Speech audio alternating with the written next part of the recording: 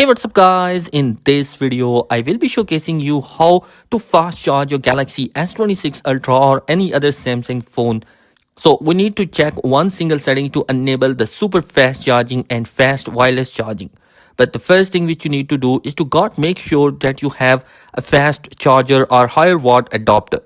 And along with that, of course, a functional cable to charge your Galaxy S26 series or any other Samsung.